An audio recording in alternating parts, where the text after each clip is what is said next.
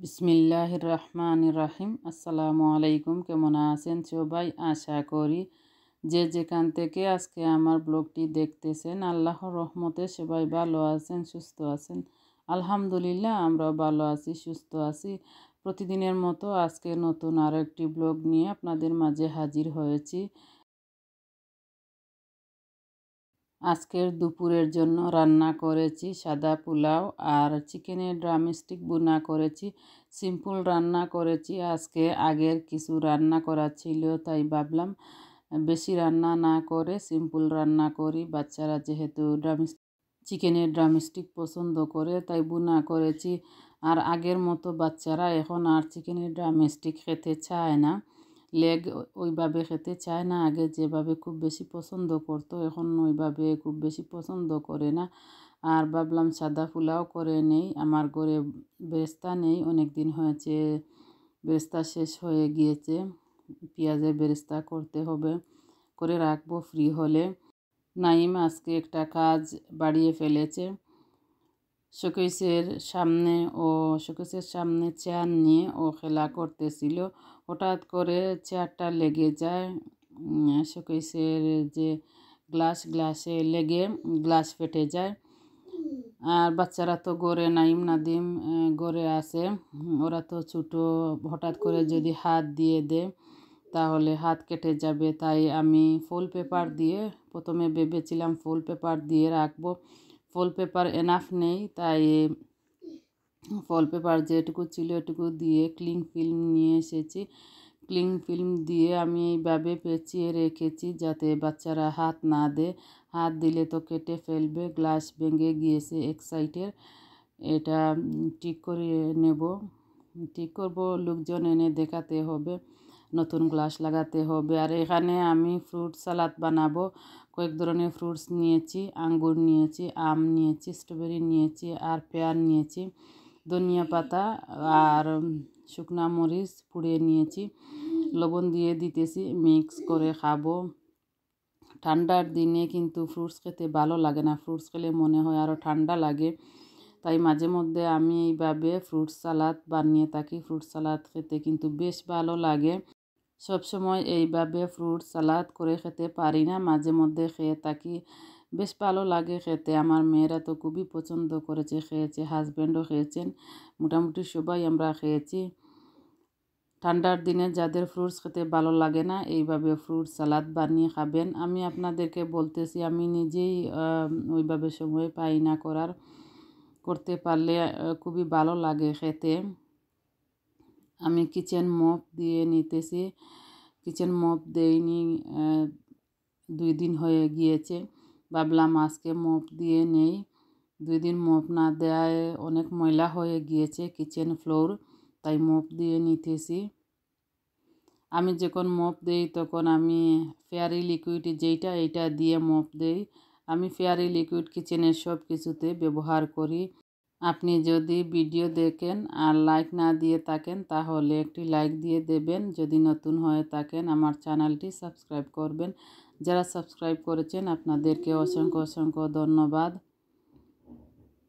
আর সুন্দর সুন্দর মন্তব্য করেন, কমেন্টস করেন, খুব ভালো লাগে। আপনাদের জন্য মন থেকে দুয়ার ভালোবাসা রইল। এত সুন্দর সুন্দর কমেন্টস করেন আমার দর্শকরা। মনে হয়েছে এখন একটি কথা বলে নেই। আমার কিছু আপুদের আমি শর্ট ভিডিও দেখে থাকি, কিন্তু অনেক দিন থেকে শর্ট ভিডিও দেখতেছি, কমেন্টস করতে পারি না।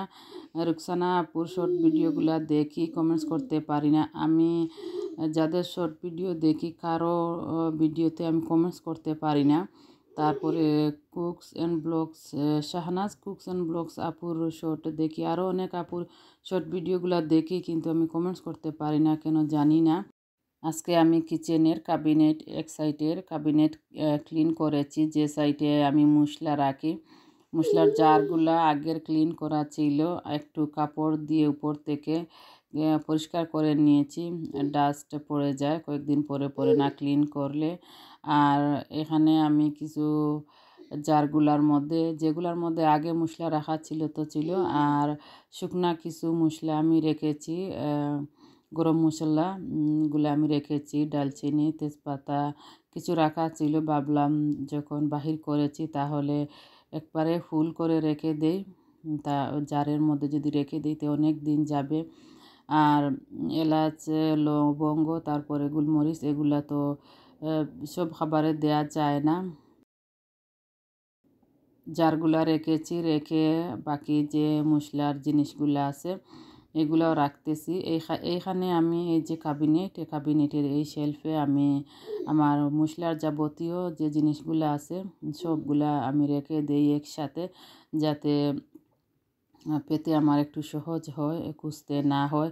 এই তো রেখে দিয়েছি। আর মশলার বক্সটাও আমি ওইদিকে আমি রেখে দেব একসাথে, এক শেলফে সবগুলা জিনিস রাখি। আর এখানে সেলিব্রেশন একটা বক্স দেখতেছেন, এইটার মধ্যে চকলেট না টুকিটাকি জিনিস রাখা ছিল। আমি এখানে অর্ডার করেছি, 2টা জিনিস এসে গিয়েছে। আমি আনবক্সিং করতেছি, আপনাদের সাথে শেয়ার করব। এই 2টা জিনিস কি, কেন অর্ডার করেছি বলবো আপনাদেরকে। আনবক্সিং করে নেই, দেখতে পারবেন। আর আপনাদেরকে বলেও দেব এই 2টা কী জন্য অর্ডার করেছিলাম। এটা হচ্ছে কিডস ম্যাগনেসিয়াম গামিজ অর্ডার করেছি। এই 2টা জিনিস আমি অর্ডার করেছি আমার বড় মেয়ে আর বড় ছেলের জন্য। কয়েকদিন থেকে ওদের ভালো ঘুম হচ্ছে না, তাই আমি এই 2টা জিনিস অর্ডার করেছি। কিডস ম্যাগনেসিয়াম গামিজটা হচ্ছে বাচ্চাদের টায়ার্ডনেস দূর করে, আর নার্ভাস হলে আর কি, ঘুম না হলে তো নার্ভাস হয়ে যায় বাচ্চারা, বা অনেক টায়ার্ড থাকে। প্রতিদিন একটা করে খেলে টায়ার্ডনেস দূর করে, নার্ভাস দূর করে, আর শরীরের জন্য ভালো এই গামিজটা। আর এটা হচ্ছে পিওর ম্যাগনেসিয়াম অয়েল স্প্রে। এইটা পায়ের তলায় স্প্রে করতে হয়, বাচ্চারা ব্যবহার করতে পারবে, অ্যাডাল্টরাও ব্যবহার করতে পারবেন। এটার কি কি বেনিফিট এখানে বলে দেয়া আছে। এই যে এখানে বলে দেয়া আছে, মাথা ব্যথা দূর করে, ভালো ঘুম হয়, তারপরে রিল্যাক্স রাখতে সাহায্য করে। ঘুম না হলে তো নানান অসুবিধা হয়, এই জন্য এটা অনেক হেল্প করে। রাত্রে ঘুমানোর আগে 2 পায়ে 2বার স্প্রে করতে হবে। আমি স্প্রে করে হাত দিয়ে পুরো পায়ের তলাটা ভালো করে মেসেজ করে দিয়ে দেই। আর নাফিসা তো নিজের পায়ে নিজে দিতে পারে, নাইমকে আমি একটু সাহায্য করি। ও তো বাচ্চা মানুষ, ছোটো, বুঝতে পারবে না কিভাবে দিতে হয়। 2 সপ্তাহ হয়েছে এটা আমি ব্যবহার করতেছি। আমি কিছুটা উপকার পেয়েছি, আরও কয়েকদিন ব্যবহার করলে বুঝতে পারবো, আরও হয়তো উপকার পাবো ইনশাল্লাহ। আমি বিন্নি চালের ক্ষীর করব, বিন্নি চাল দিয়ে ক্ষীর করব। আমি প্রথমে বিন্নি চাল ভালো করে ধুয়ে আমি রান্না করে নিব। বিন্নি চাল যেভাবে রান্না করি এইভাবে রান্না করে নেব। আমি যেইভাবে ক্ষীর করে থাকি এইভাবে করতেছি, আমি সবসময় এইভাবে করে থাকি। আর এই ক্ষীর রান্নাটা শিখেছি আমার শাশুড়ির কাছ থেকে। আমার শাশুড়ি, আমি এই দেশে আসার পরে প্রথমে আমাকে এইভাবে শিখিয়েছিলেন। বিন্নি চাল যেভাবে রান্না করি এইভাবে রান্না করে আমি উডেন স্পুন দিয়ে একটু নাড়াচাড়া দিয়ে ভেঙে নিতেছি, যাতে পরে আর খুব বেশি নাড়াচাড়া করতে না হয়। দুধ দিতে গিয়ে কুকারে একটু পড়ে গিয়েছে, আমি ক্লিন করেও নিয়েছি।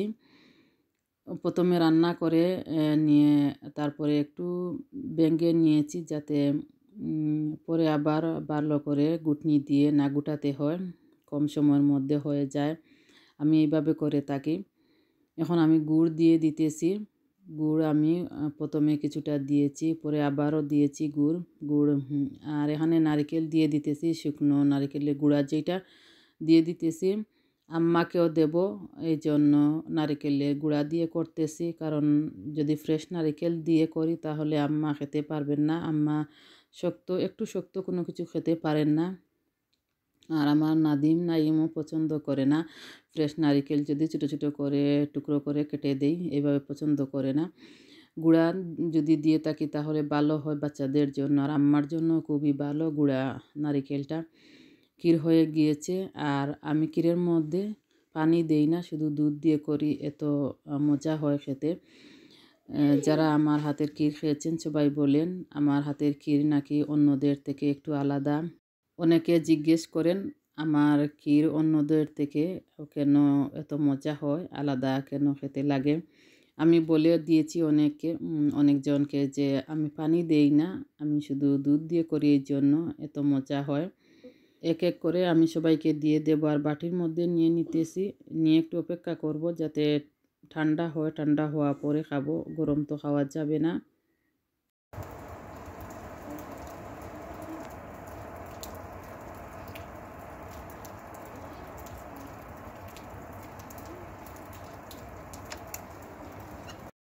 হঠাৎ করে জানালার দিকে তাকিয়ে দেখি স্নো পড়তেছে, হালকা স্নো পড়তেছে।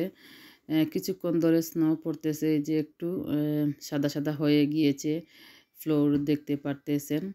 স্নো পড়া দেখলে মনে হয় হেভি স্নো হবে, কিন্তু হেভি স্নো হয়নি। আগেও একবার এইভাবে হালকা পাতলা স্নো দিয়েছিল, স্নো পড়েছিল। আর রাত্রে স্নো যে পড়ে দেখতে ভালো লাগে, অন্ধকারের মধ্যে স্নো পড়লে সব কিছু সাদা হয়ে যায়, দেখতে ভালো লাগে। কিন্তু বাহির হওয়া কষ্ট। গাড়ি দিয়ে যারা জব করতে যান বা রাস্তাঘাটে হাঁটতে গেলেও অনেক ভয় হয়। অনেক বরফ পড়ে তো অনেক পিছলা হয়ে যায়, জন্য পিছনের দিক থেকে আমি একটু ভিডিও করেছি আমার রুম থেকে। দেখে মনে হচ্ছে লাইটের উপর থেকে ডাস্ট পড়তেছে, স্নো যে পড়তেছে এটা বোঝাই যাচ্ছে না। দেখে মনে হচ্ছে লাইটের উপর থেকে ডাস্ট পড়তেছে, আর সাথে বাতাস ছিল, বাতাস তাকাতে দেখেন কিভাবে এদিকে সেদিকে স্নো ঘুরতেছে, যখন পড়তেছে তখন ঘুরতেছে বাতাস, এই জন্য।